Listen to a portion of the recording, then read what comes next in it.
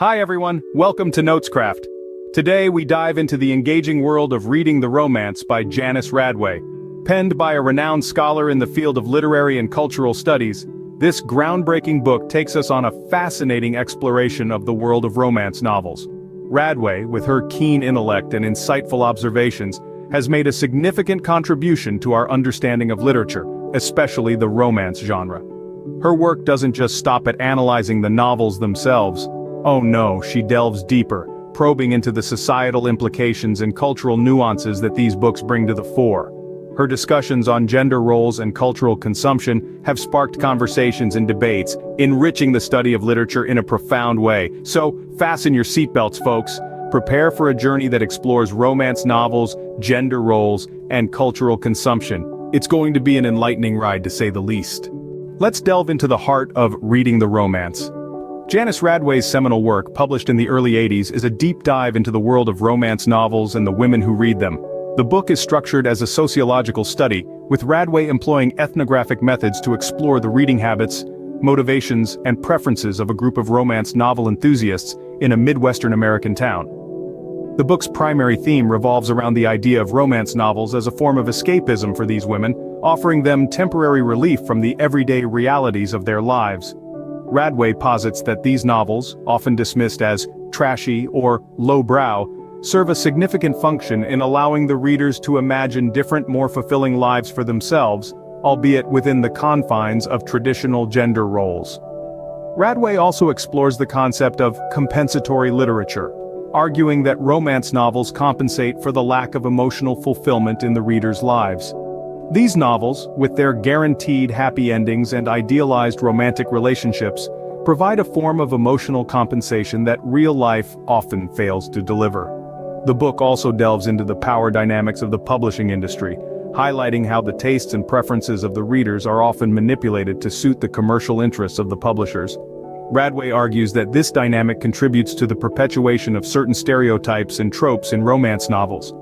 One of the key takeaways from Reading the Romance is Radway's assertion that the act of reading is not a passive one. Readers, according to her, are active participants in the creation of meaning, interpreting and engaging with the text in ways that reflect their own experiences and desires. The book's findings, based on interviews and questionnaires, provide fascinating insights into the consumption of romance novels, revealing the complex interplay of personal pleasure, social expectation, and commercial manipulation that underpins this often underestimated genre. Radway's work offers a unique lens to view the cultural and social implications of romance literature. It challenges us to rethink our preconceptions and invites us to explore the hidden depths of the humble romance novel. Now, what are the key themes that Radway explores in her work? A core element that Radway delves into is the way romance novels play a significant part in shaping gender roles and identities. She argues that these books, often dismissed as mere fluff, play a crucial role in constructing and reinforcing societal norms about femininity. Radway contends that romance novels propagate the idea of ideal love. They sketch a world where love is the ultimate goal, and everything else is secondary. This portrayal is both aspirational and problematic. It's aspirational because it offers a utopian idea of love where all conflicts are resolved, and everyone lives happily ever after. But it's problematic because it sets unrealistic expectations of love and relationships, possibly leading to dissatisfaction in real life. Another intriguing theme that Radway explores is escapism. She suggests that romance novels provide an escape from the mundane realities of everyday life. The fantastical worlds, the grand narratives, the handsome heroes, and the beautiful heroines all create a magical realm where readers can lose themselves, if only for a while.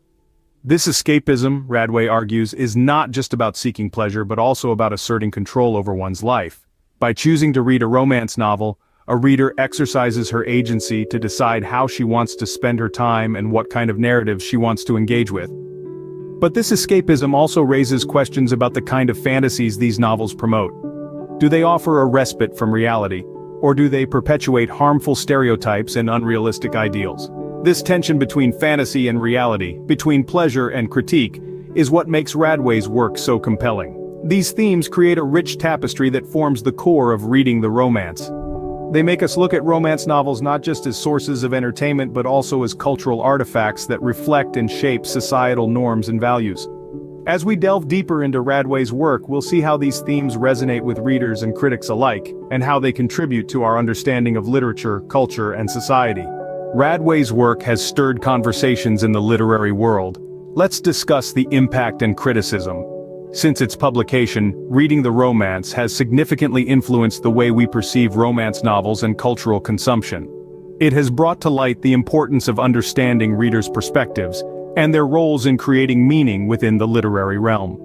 This book has encouraged many to view romance novels not just as frivolous entertainment, but as complex narratives that often reflect and challenge societal norms. Radway's work is often praised for its groundbreaking approach. The book has been lauded for its exploration of how readers interact with romance novels, and how these interactions influence their perceptions of gender roles. By focusing on the readers, Radway has given a voice to a group often overlooked in literary discussions, particularly women who make up a significant portion of romance novel readership. But alongside the praise, Reading the Romance has also faced criticism. Some argue that Radway's focus on a specific group of readers, primarily white middle-class women, limits the scope of her findings. Critics argue that the book overlooks the diversity of romance readership, and fails to address the different ways in which individuals from various backgrounds may interact with these novels. Furthermore, critics have also taken issue with the book's inherent assumption that romance novels reinforce patriarchal norms. They argue that Radway's work falls short in recognizing the potential for these novels to challenge, rather than uphold, traditional gender roles. Despite the criticism, the impact of Reading the Romance is undeniable. Radway's work has sparked new conversations and opened up avenues for further research in the realm of reader response theory, popular culture, and gender studies. It has given new depth to our understanding of the seemingly simple act of reading a romance novel. Like any influential work, Reading the Romance has its share of admirers and critics. So, what can we take away from Reading the Romance? Janice Radway's work is an exploration of the world of romance novels and their readers. She dives deep into the societal and cultural implications of these novels, providing a fresh perspective on how we perceive popular literature and its consumption. One key point to remember from our discussion is Radway's argument that romance novels serve as an escape for women from their daily struggles, providing a fantasy world where they can imagine different life scenarios. This highlights the power of literature as a form of escapism, and the role it plays in shaping our understanding of societal norms and expectations. Radway also emphasizes the importance of recognizing the role of readers in shaping the meaning of a text. She asserts that the act of reading is not passive but active, where the reader engages with the text, interpreting and reinterpreting it based on their experiences and perspectives. This is a significant contribution to literary studies, shifting the focus from the author to the reader. The book also underscores the role of romance novels in reinforcing traditional gender roles. By portraying women as passive and men as dominant, these novels may perpetuate stereotypes that can influence societal expectations and norms. However, it's important to note that Radway's work has also been subject to criticism. Some argue that her study is limited to a specific group of readers, thereby neglecting the diversity of romance readership. Nonetheless, Reading the Romance has had a profound impact on our understanding of romance novels, gender roles, and cultural consumption. It challenges us to question our perceptions and encourages us to look at popular literature through a more critical lens. The book is not just about romance novels, it's about us, the readers. It's about how we engage with literature, how it shapes our worldview, and how we, in turn, shape it. Radway's Reading the Romance revolutionizes our understanding of romance novels and their cultural impact. That brings us to the end of our journey through Reading the Romance. We've dissected its themes, delved into its criticisms, and highlighted its impact.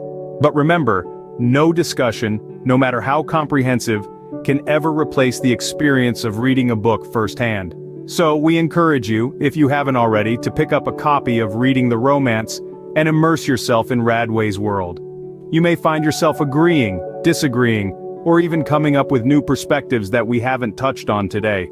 And that's the beauty of literature, isn't it? It's a conversation that never ends. So let's keep it going. Share your thoughts, your insights, your questions in the comment section. Let's make this not just a video, but a platform for exchange, because at the end of the day, what's a book club without its members, right? Thank you for watching. Please like and share our video, and subscribe to our YouTube channel. If you enjoyed our content, Let us know what you'd like to see next in the comments down below.